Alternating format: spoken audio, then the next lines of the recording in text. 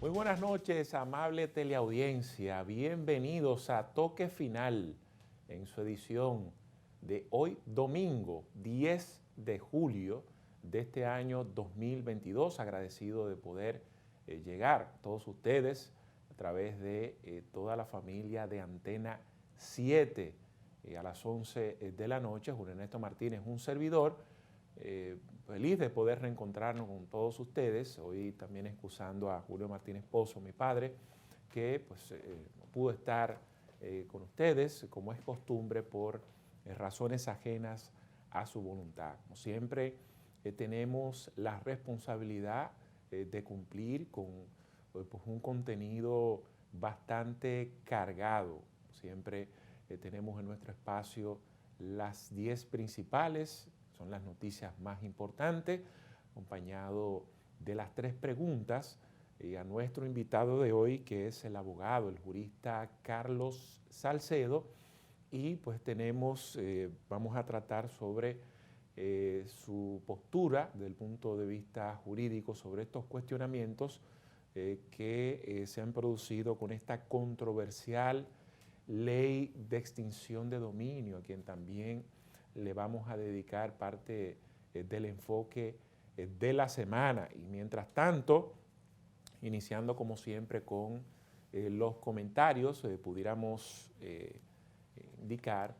que la noticia de la semana estuvo protagonizada por la presentación de la acusación del caso Medusa. Como protagonista principal, Jean Alain Rodríguez es procurador general de la República, y sobre todo el efecto noticioso tiene mucho que ver con un arrastre colateral que ha tenido este caso, que lo único que se ha presentado son algunas informaciones que se entienden que han sido filtradas, pero ni siquiera los abogados de las personas que se le acusan tienen en su poder el contenido de esta acusación, que es bastante amplia porque pues aparte de involucrar a diferentes personas, también incluyen empresas. Y pues recordando que, digamos, el enfoque noticioso de ese acontecimiento lo fue pues el involucramiento, la inclusión de la acusación de un hijo digamos, el ministro de la presidencia en licencia, Lisandro Macarrulla, lo que provocó esta decisión, y desde el punto de vista de diferentes sectores, incluyendo el empresariado, de la cual él es parte, ellos entienden que fue una decisión correcta. Él había pues, concedido algunas entrevistas en las que decía, cuando le preguntaban sobre ese tema,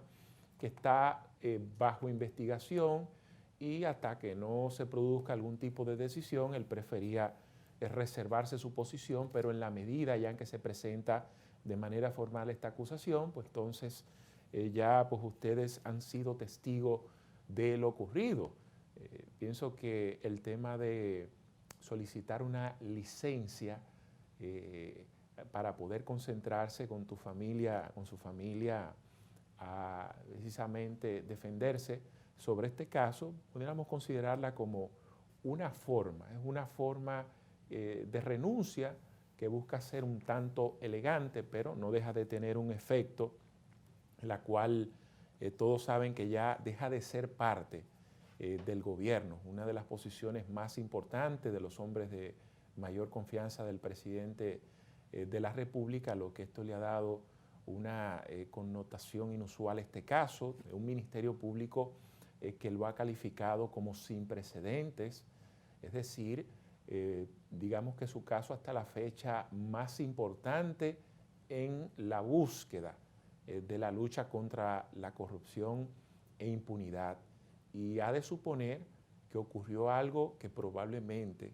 el gobierno no esperaba con esta decisión, porque se sabía que estaba bajo investigación como parte de esas empresas que construyeron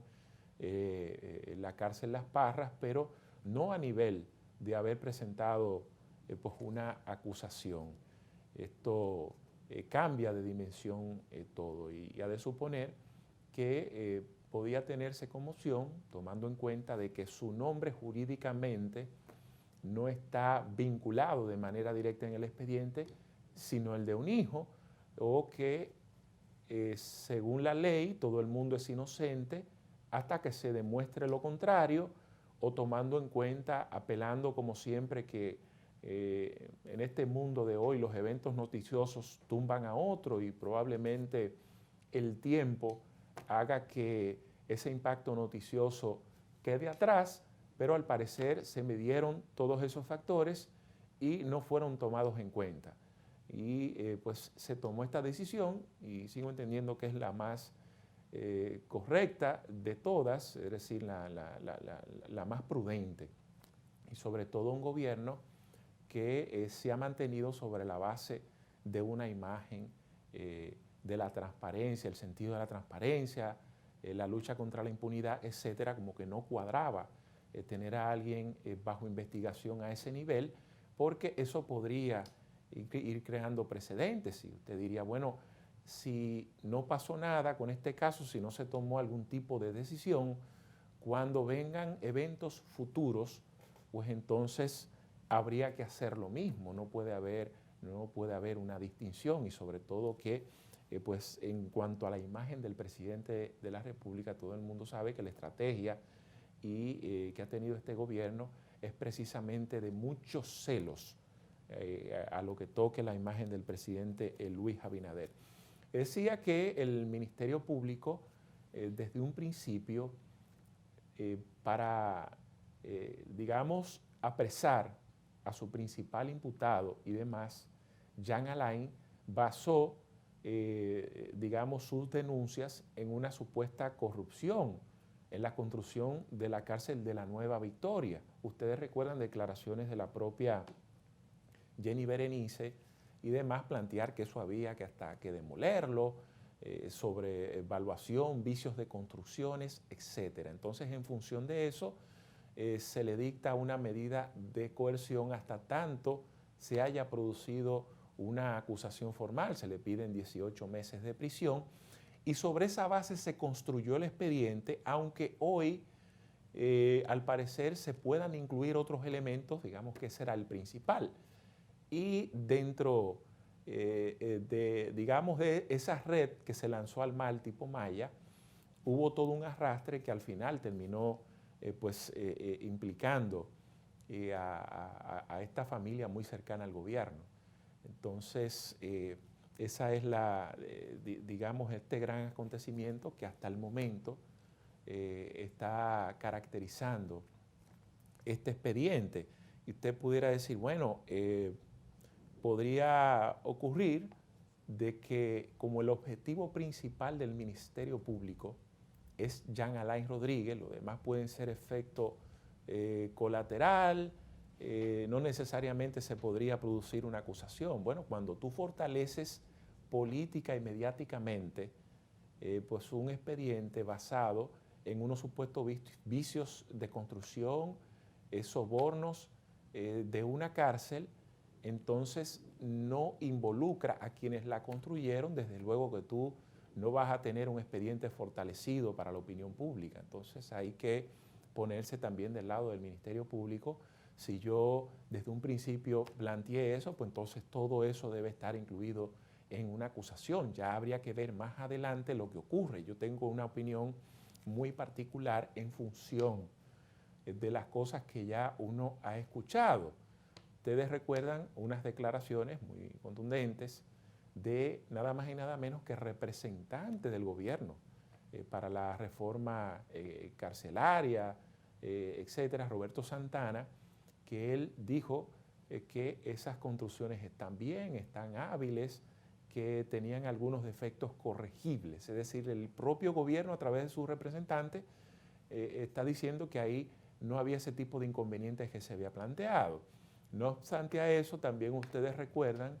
lo planteado por el informe de una auditoría, en la cual determinó también que ahí no habían situaciones como la que se ha planteado, pero el expediente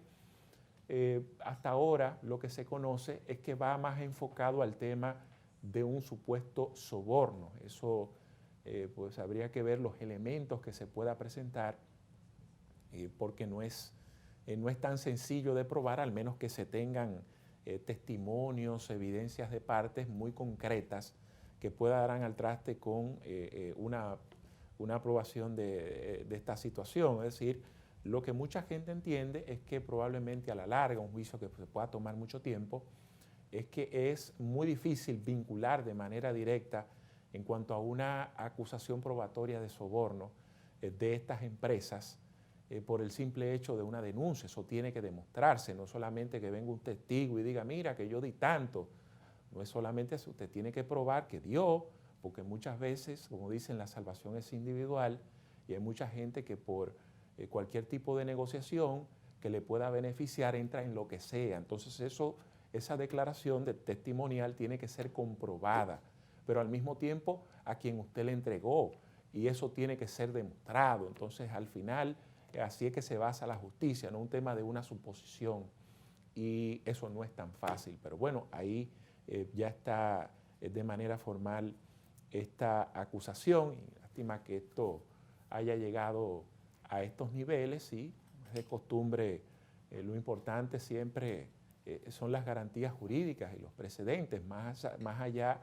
de la costumbre que hemos tenido en estos últimos tiempos de judicializar o mediatizar los casos, de hacer condenas mediáticas y políticas, y luego entonces o dictamos medida de coerción, etcétera, y a partir de ahí empezamos a desarrollar una investigación, y la mayoría de los casos terminan en no culpables, es decir, terminan simplemente afectando las buenas intenciones de una lucha contra la corrupción. Pero de todos modos, ustedes verán, no le quepa la menor duda, que este va a ser uno de los casos en el que el Ministerio Público tomará como referencia, porque lo ha adelantado como uno de sus casos más importantes y de connotación para la lucha contra la corrupción, porque hay otros casos, ustedes ven el de los militares y el que involucra a la familia del presidente, que más allá de las conclusiones jurídicas, de lo que se pueda aprobar o no, todo el mundo sabe que eso también tiene una connotación política también de afectar a el gobierno pasado y sobre todo a la figura del expresidente Danilo Medina. Ya tiene ciertas connotaciones políticas aparte de lo jurídico, pero este caso ya tiene otro enfoque mucho más particular. Algunos lo han calificado como de vengativo y quizás tiene ciertos aires de eso, porque en parte todo el mundo sabe que esto tiene mucho que ver con la misma actitud asumida por Jean Alain en algunos casos, y que hoy ese Ministerio Público de la cual él fue parte le está pagando con las mismas monedas, más allá de las cosas que le pueda probar que eso es otra cosa. Mientras tanto, esta es la situación en torno a ese caso Medusa, al cual estaremos dando seguimiento y siempre consultando y siempre dando seguimiento a las partes y a los procedimientos jurídicos sobre el mismo. Vamos a hacer nuestro primer contacto de publicidad para retornar con el cumplimiento de todo este guión que tenemos pautado para todos ustedes este domingo en Toque Final.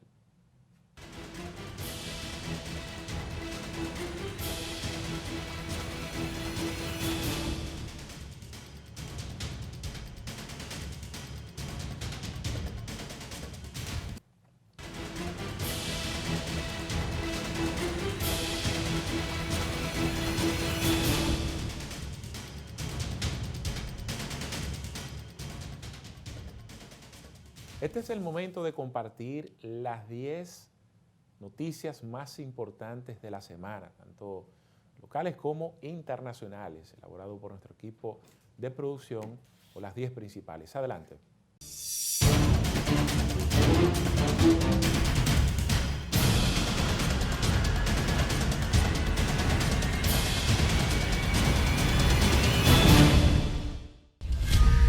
El El titular de la Procuraduría Especializada de Persecución de la Corrupción Administrativa, PETCA, Wilson Camacho, consideró que la acusación contra el ex procurador Jean Alain Rodríguez y demás implicados en el caso Medusa no tiene precedentes en el país ni en la región. Precisó que los sobornos de la red superan la escandalosa suma de 1.000 millones de pesos y que esto era algo nunca antes visto en la República Dominicana.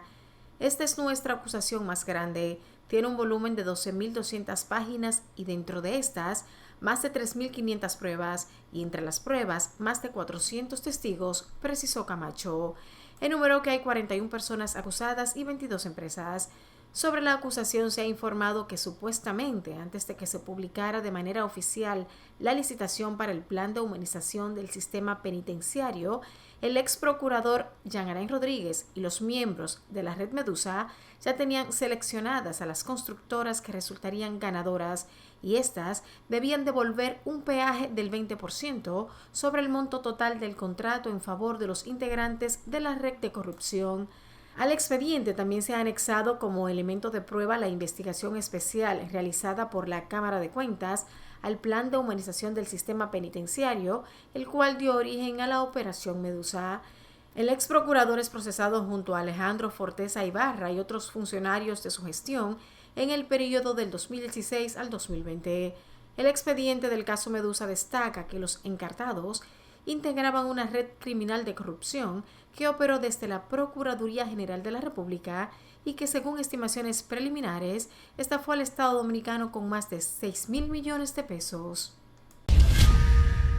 La ley de extinción de dominio sigue suscitando confrontaciones entre los legisladores y esta vez la problemática ronda entre si la ley es orgánica u ordinaria y la posibilidad de que ésta sea atacada en el Tribunal Constitucional si se llegase a aprobar. Luego que la comisión bicameral que estudia la iniciativa rindiera un informe favorable de la pieza, los representantes del Partido de la Liberación Dominicana, PLD, decidieron abandonar la reunión por no haber incluido la elusión fiscal como ellos habían solicitado y que el vocero de ese partido en el Senado asegura ya se aprobó. En ese sentido, Pedro Catrain, presidente de la comisión, dijo que la ley de extinción de dominio es una demanda de la sociedad y por ende se aprobó en la comisión que preside el informe favorable a la pieza que busca incautar bienes que hayan sido adquiridos mediante actos ilícitos y aseguró que la iniciativa se aprobará en la Cámara de Diputados y el Senado. Sobre la discusión de que si se trata de una ley ordinaria u orgánica, Catrain dijo que ellos no deciden sobre eso, sino que es facultad de las cámaras legislativas, mientras que el vocero de la Fuerza del Pueblo en la Cámara de Diputados, Rubén Maldonado, dijo que la ley de extinción de dominio es un proyecto que está motivado en la Constitución del 2010 y por tal motivo los legisladores de esa organización creen en esa normativa, pero que el mismo tiene grandes aspectos de inconstitucionalidad. Maldonado manifestó que en ese contexto de que la ley sea inconstitucional, la Fuerza del Pueblo no la puede apoyar, ya que en lo referente a la retroactividad y la presunción de inocencia tienen un choque con la Carta Magna. En ese sentido también se refirió el vocero en la Cámara de Diputados del PLD, Gustavo Sánchez, quien aseguró que es una ley orgánica y no ordinaria, ya que afecta derechos fundamentales como el de la propiedad. Sánchez aseguró que no torpedearán la aprobación de ese proyecto porque sea orgánica u ordinaria. Asumirán la parte que le confiere a los legisladores de esa organización partidaria que es votando a favor. La Cámara de Diputados aprobó en segunda lectura el proyecto de ley que declara a los cigarros y al tabaco como patrimonio cultural de la República Dominicana. El proyecto, autoría del Poder Ejecutivo, pasará ahora al Senado de la República, que decidirá si se convierte en ley. Este proyecto fue depositado en la Cámara Baja por el Poder Ejecutivo y establece que este interés nacional, la promoción, preservación, defensa y desarrollo en el marco de las políticas de fomento de la competitividad y las exportaciones de tabaco y cigarrillos. De igual manera, indicó que el Ministerio de Cultura coordinará la protección y conservación del tabaco y el cigarro dominicanos como patrimonio de la nación, por lo que tendrá a su cargo la promoción de acciones y actividades necesarias para asegurar la implementación de las disposiciones legales. Asimismo, el Ministerio de Industria, Comercio y MIPYMES coordinará estrategias y mecanismos de apoyo para el desarrollo de estas industrias, así como para la expansión del tabaco y el cigarro ante los mercados internacionales, La iniciativa contó con 92 votos a favor y 16 en contra. El Ministerio de Turismo MITUR informó que al cierre de junio, el país generó $739 millones por la llegada de 644.861 extranjeros, cantidad que representa un crecimiento de un 9.9%, más que la que se registró en el mismo periodo del 2018 y un 9.8% superior a la del 2019. El turismo dominicano sigue rompiendo récords históricos, mientras otros países de la región aún no se recuperan y anuncian cierres de hoteles, como el caso de Panamá, expresó el ministro de Turismo David Collado. Collado manifestó que en el mes de junio recibieron más turistas que en ese mismo mes del año 2018, del 2019 y el 2021. Por eso decimos con toda propiedad que logramos tener el mejor mes de junio de toda la historia del turismo. Collado afirmó que el crecimiento sostenido en la llegada de visitantes no es solo por la vía aérea, sino que también se registró por la vía marítima. 72.689 cruceristas los visitaron en junio, lo que representa un 25% más que en igual periodo del año 2019, indicó el funcionario. Durante su presentación, Collado destacó el crecimiento sostenido que ha tenido el sector turístico en los primeros 6 meses de este año y atribuye parte de la recuperación total de la industria al esfuerzo de los sectores público y privado. 31 mujeres han caído asesinadas por hombres en los primeros 6 meses de este año en República Dominicana, y todos los homicidios fueron perpetrados por parejas o exparejas. Santo Domingo, Santiago y Puerto Plata son las provincias de mayor incidencia en ataques a la integridad física de la mujer, según explicaron Yanira Fonder y Mildred Noble, dirigentes de la Fundación Vida Sin Violencia. Fonder y Noble afirmaron que 27 de los 31 casos de feminicidios que exponen ocurrieron dentro de los propios hogares de las afectadas, acompañado del suicidio de 8 de los agresores. El hogar sigue siendo el lugar donde más suceden estas tragedias, cuando se supone que debe ser donde la mujer cuente con mayor protección. La mujer en República Dominicana que decide dejar una relación nociva corre el riesgo de ser asesinada por su pareja, expresó Fonder. La muerte de estas 31 féminas ha resultado en el desamparo de 36 menores de edad, de los cuales algunos han sido acogidos por hogares de atención y cuidado infantil, otros permanecen en el seno familiar y de algunos puede que no se sepa nada. El país continúa registrando nuevos casos del COVID-19, resultando positivas al virus 21.15 de cada 100 pruebas de laboratorio que se procesaron en las últimas 24 horas. En tanto, la Asociación Nacional de Enfermería, SONAEN, llamó a las autoridades a tomar acciones, ya que el nuevo brote de COVID-19 está tomando auge, por lo que solicitó dotar de los insumos de bioseguridad a los servidores de la salud. Mariano Suazo, presidente del gremio, dijo que en la actualidad tienen registro de unas 60 enfermeras contagiadas a nivel nacional y que reciben reportes diarios de nuevos contagios. El boletín epidemiológico emitido por el Ministerio de Salud Pública indica que 4.373 personas tienen el virus activo en el país y que 219 están hospitalizadas en camas regulares y 35 en unidades de cuidados intensivos a causa del COVID-19, de los que 8 están conectados a ventiladores. Los nuevos casos fueron detectados en 7.805 muestras procesadas para una positividad diaria de 21.15% y acumulada de las últimas 4 semanas de 13.56%. El Distrito Nacional es la demarcación del país que mayor cantidad de casos aportó.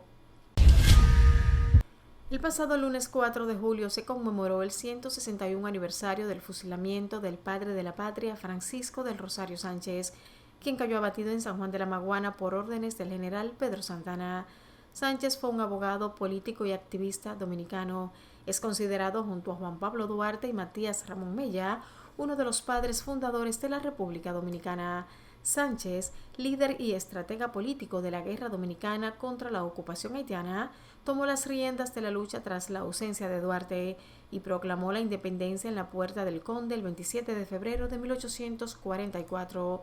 Su convicción a favor de la libertad del país y su oposición contra la anexión propuesta por Pedro Santana le costó varios exilios y la muerte. La ejecución de Sánchez se produjo el 4 de julio de 1861, luego de que entrara a la República Dominicana por Haití al mando de una expedición junto a otros compañeros con el fin de luchar contra la anexión a España. El conjunto conjunto de República Dominicana se consagró campeón el pasado lunes del béisbol de los 19 Juegos Bolivarianos 2022 al derrotar 6 carreras por 2 al anfitrión en el Estadio Erasmo Camacho en Valledupar, Colombia. El veterano Alfredo Fígaro se agigantó desde el montículo al lanzar juego completo de 7 entradas, admitió 5 hits y terminó a todo vapor, ponchando 3 de los últimos 4 colombianos que enfrentó. A la ofensiva se destacó Stanley Javier, quien pegó doble remolcador de 2 carreras en el tercer episodio, y Luis Guzmán, quien en el quinto capítulo por sencillo impulsador. Con 5 victorias y una sola derrota ante el equipo de Venezuela, los dominicanos terminaron como el mejor conjunto del torneo, venciendo en par de ocasiones tanto a Colombia como a Perú, los otros participantes en la duela. Ahora la República Dominicana se encuentra en la 6ª posición de la tabla de los Juegos de Valledupar 2022 y con ello la delegación dominicana superó su producción de medallas de los pasados Juegos, con un total de 13 medallas, incluidas 5 de oro y 8 de bronce. La mañana del pasado lunes 4 de julio, el caos se apoderó de la celebración de la independencia en Highland Park, en Chicago, Estados Unidos, un pueblo con una población de unos 30,000 habitantes donde residen pocos latinos.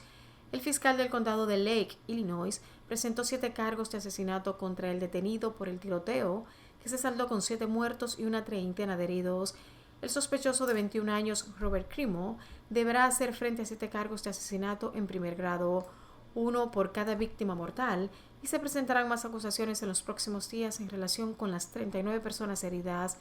Los investigadores han confirmado que el sospechoso compró el arma del tiroteo, un rifle de alto calibre, de manera legal y que además tenía otras armas de fuego que también adquirió legalmente. Crimo presuntamente se subió a una azotea cercana a un desfile por el Día de la Independencia y disparó indiscriminadamente más de 70 veces contra la multitud. El sospechoso, que actuó solo, se vistió de mujer para esconder sus tatuajes faciales y su identidad para no levantar sospechas, según informaron las autoridades. Finalmente, transcurrido un año desde el asesinato del presidente haitiano Jovenel Moïse, apenas hay certezas sobre la planificación, financiación y ejecución del magnicidio, que ha exacerbado la crisis que vive el país desde hace décadas. La investigación parece estancada prácticamente desde las primeras detenciones de miembros del comando que en la madrugada del 7 de julio de 2021 asaltó la vivienda del mandatario en Puerto Príncipe, sin encontrar oposición por su cuerpo de seguridad, mientras el entorno de Moïse afirma que los responsables siguen sueltos. Tanto la familia de Moïse como el primer ministro Ariel Henry han solicitado ayuda de las Naciones Unidas en la investigación del magnicidio, que sigue en punto muerto a pesar de las detenciones, allanamientos, incautaciones y demás acciones llevadas a cabo en relación con el caso. Las autoridades haitianas han arrestado a más de 40 personas por su supuesta implicación en el magnicidio, entre ellos 18 exmilitares colombianos acusados de integrar el comando que irrumpió en la residencia del mandatario para acabar con su vida y que permanecen en prisión desde entonces sin las mínimas garantías procesales. Otros 3 colombianos fueron abatidos por la policía haitiana en las horas posteriores al magnicidio, mientras que algunos implicados permanecen prófugos. También está entre los arrestados el supuesto autor intelectual del magnicidio, el médico Emmanuel Sano.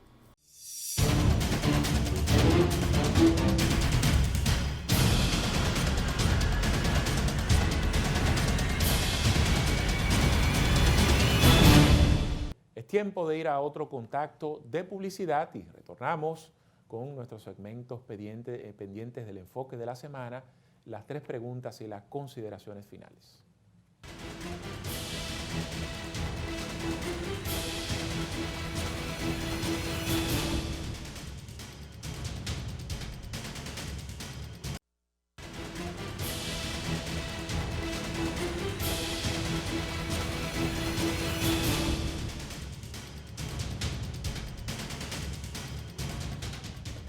La Constitución del año 2010 introdujo novedades de las figuras jurídicas que buscaban fortalecer aún más en nuestro Estado de Derecho. Y a partir de ahí, pues, la mayoría de las leyes ha de suponer que deben estar acorde o actualizadas en función de nuestra Carta Magna. Y los legisladores, una de sus principales misiones a la hora de juramentarse, de ocupar una curul, es hacer cumplir las leyes en función de nuestra Carta Magna. Hemos escuchado una controversial ley de extinción de dominio, que precisamente los empresarios, la Asociación de Industria, tuvo un recién pronunciamiento en la cual hace un llamado a los legisladores a no apresurarse con la misma. Hay unas discusiones en materia jurídica, el cual indican que muchos de sus artículos, unos de ellos, chocan con lo establecido en nuestra Constitución. Cuando usted escucha a un legislador hablar de cualquier iniciativa en beneficio de la República Dominicana y eso no coincide o choca con lo establecido en nuestras normas constitucionales, está haciendo cualquier cosa menos legislar. Eso usted puede llamarle demagogia, simulación y populismo, porque ha de suponer, como decía, que es una de las primeras condiciones que tiene un legislador antes de sentarse en una curul, respetar su Constitución, porque esos fueron años de trabajo,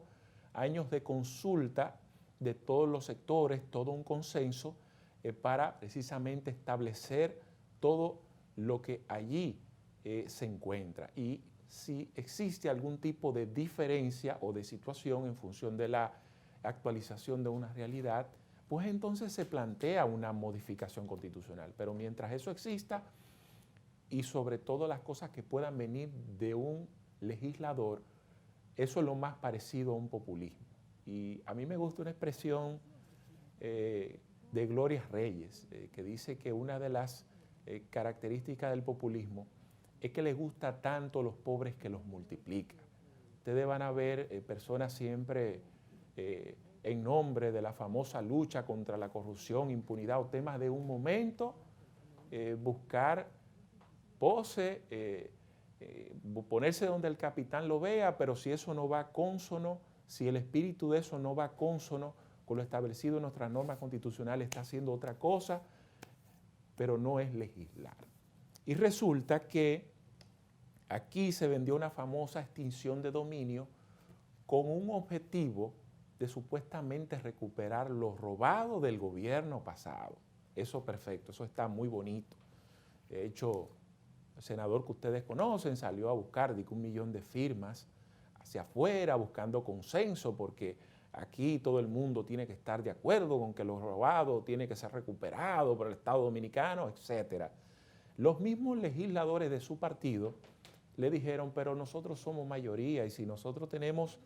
queremos aprobar esta ley, el consenso no es salir a buscar firma, el consenso está aquí entre nosotros mismos, que somos los que tenemos la mayoría para poder aprobarla. Pero en fin, llega un momento que ese discurso tiene que convertirse en realidad. Es una ley que ya lleva unos 2 años, tiene más tiempo, pero ha de suponer que el gobierno de turno la prometió, el Congreso la prometió, y ustedes ven que a la hora de su aprobación eso es larga, hasta que ya el Ejecutivo asumió un compromiso de aprobarla por los compromisos internacionales. Pero entonces cuando usted se va a la profundidad de esta ley, usted dice, bueno, el objetivo es recuperar los robados, eso suena muy bonito, perfecto, pero vamos a ver en qué consiste eso. Bueno, los casos vigentes que están en estos momentos en manos del Ministerio Público están sobre otro proceso. Es decir, cuando usted legisla, cuando usted aprueba una ley, ha de suponer que nuestra Constitución habla que es para el porvenir, la famosa retroactividad de la ley. Es decir, que en función de la aplicación de esta ley, eso se va a hacer y se va a garantizar para los casos futuros, a partir de que entre en vigencia, no de los pasados. Pero entonces ahí habla de una Constitución que tiene garantías, y una de ellas es la de la propiedad privada, pero otra también es que se ha vendido la ilusión, sobre todo para el que se lo haya creído, se ha vendido la ilusión de que si yo tengo un bien y no tengo cómo probarlo, hoy me lo voy a quitar a todos los políticos que andan supuestamente con mucha riqueza, yo mañana voy y lo someto y lo voy a quitar todo y se lo voy a dar al Estado. Puro populismo. Nosotros tenemos una constitución que garantiza la propiedad privada y también establece claramente que todo el mundo es inocente hasta que usted le demuestre hasta la última instancia, es decir, todo un proceso que puede tomar muchísimos años, tiempo, y hasta que no existe esa última decisión, a partir de ahí usted no puede tomar otro tipo de acción. Entonces, todos esos elementos que han llegado a la hora de la verdad de aprobar esta ley están haciendo que mucha gente se desilusione y que pensaba otra cosa. Los legisladores han decidido hacer como Poncio Pilato, limpiarse las manos. Después que yo hablé tantas cosas, después que yo vendí un sueño populista de que los miles de millones que se robaron, eso viene otra vez para el Estado, yo no puedo agarrar y recoger todo eso, pedir disculpas y decir que las cosas no son así, sino de otra manera. Y al parecer la van a aprobar tal como está, sin importar los vicios constitucionales. Hemos estado dando seguimiento a recomendaciones jurídicas de figuras importantes que más adelante incluso pues hoy consultamos al jurista Carlos Salcedo, ya hemos conocido de Eduardo Jorge Prats, que publicó un artículo súper interesante, es respaldado también por el ex presidente de la Suprema Corte de Justicia. ¿Y qué pasaría? Bueno, si una ley se aprueba por el Congreso de la República,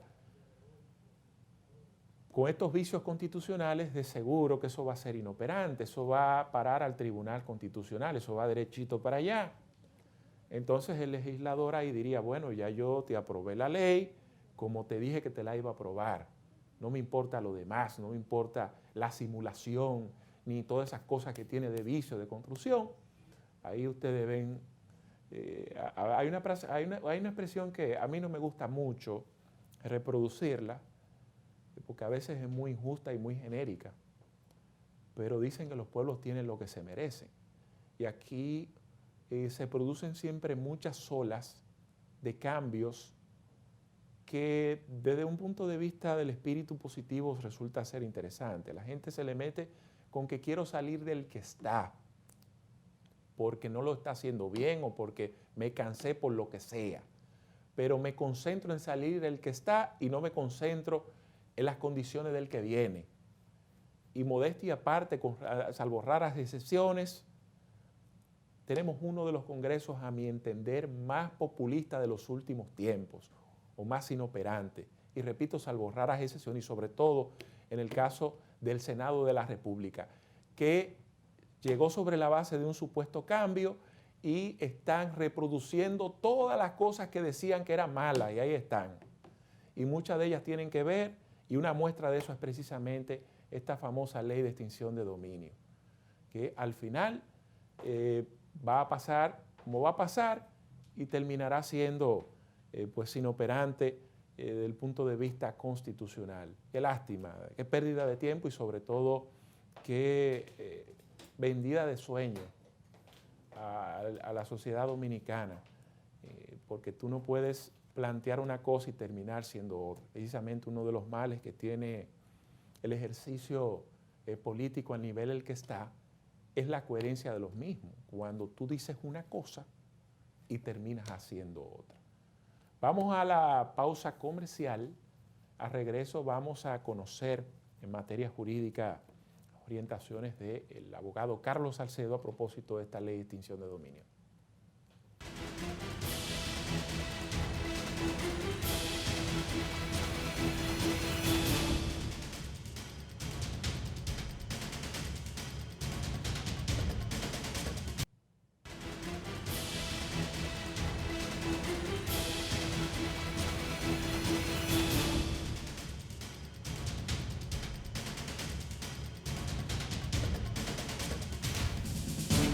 Uno de los segmentos más esperados de Toque Final son las 3 preguntas. Hoy tenemos como protagonista al destacado jurista Carlos Salcedo y vamos a conocer sus consideraciones en materia jurídica sobre esta controversial ley de extinción de dominio.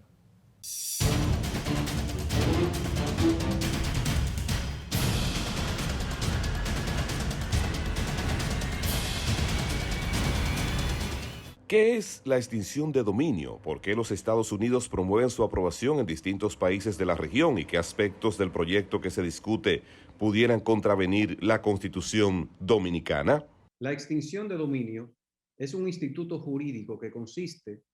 en un proceso mediante el cual el Ministerio Público, en representación del Estado, reclama la propiedad de bienes que figuran a nombre de otra persona, que están poseídos por esta otra persona y que han sido obtenidos por esta como consecuencia de hechos ilícitos, delitos graves, como actos de corrupción, narcotráfico, crímenes organizados, crimen organizado, el producto de crimen organizado, para de esa manera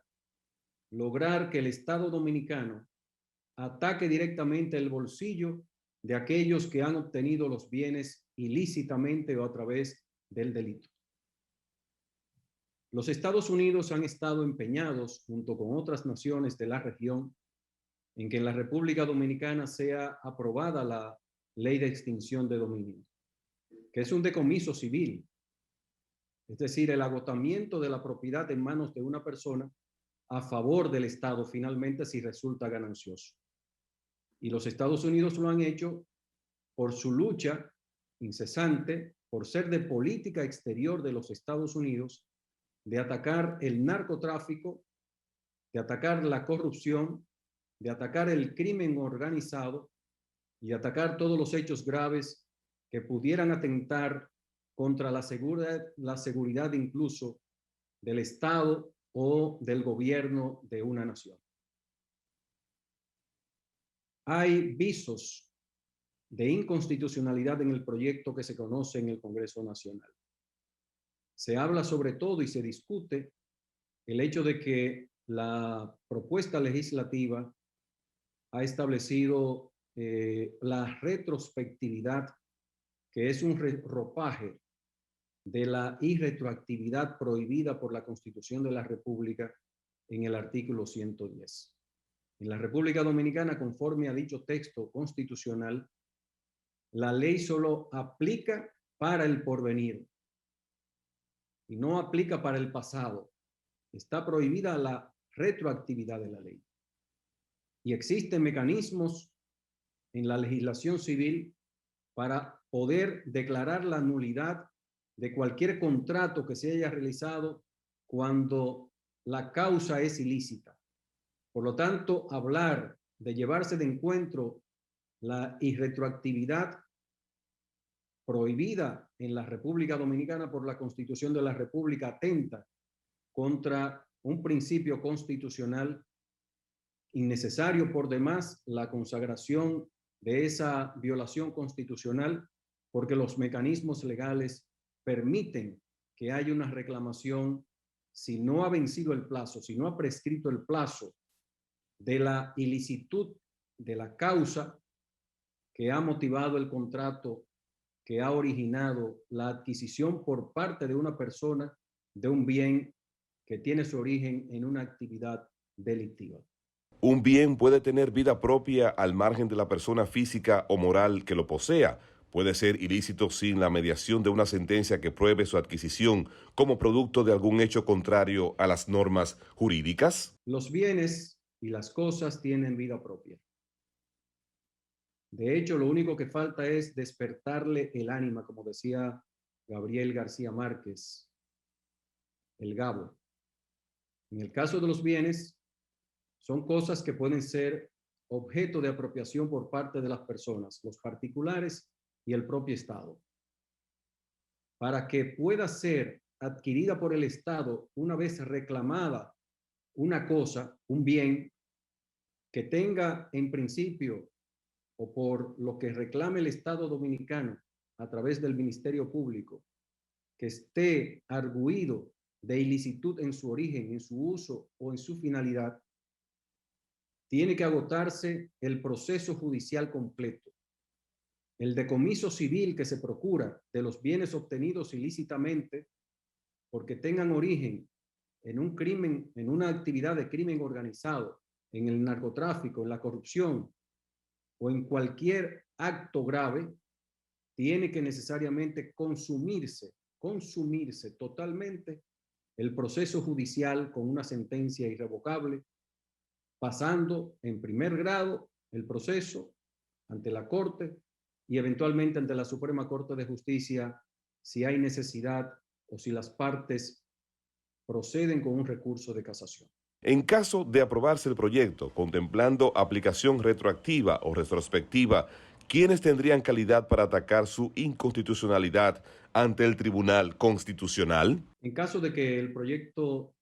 de ley de extinción de dominio que conoce el Congreso Nacional sea convertido en ley, sea promulgado por el Poder Ejecutivo y publicado, evidentemente que si se consagra la violación al principio de irretroactividad de la ley,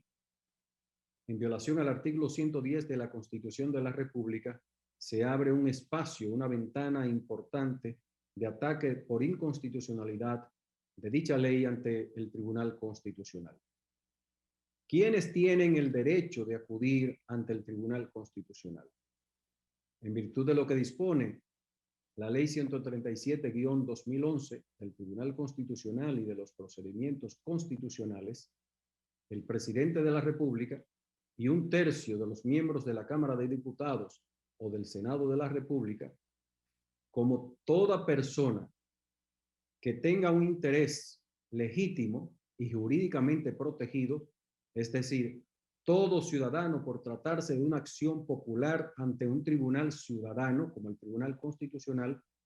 tiene el derecho de acudir ante el Tribunal Constitucional en procura de la declaratoria de inconstitucionalidad de una ley que violentaría principios como el de irretroactividad de la norma y de presunción de inocencia, entre otras disposiciones constitucionales y derechos fundamentales.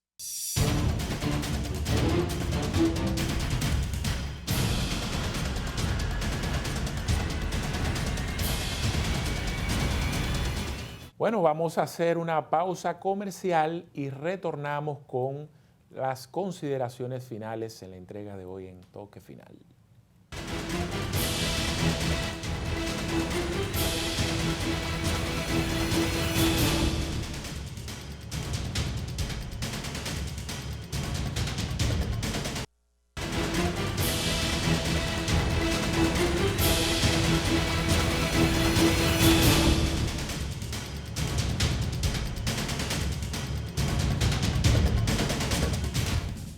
Hemos llegado a la parte final de la entrega de hoy en Toque Final, como siempre agradecido de su sintonía, invitando a todos a que el próximo domingo, ya pues bajo la conducción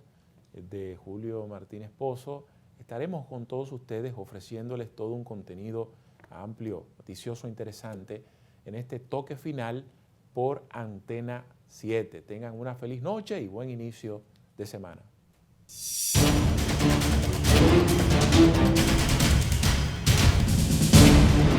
Thank you.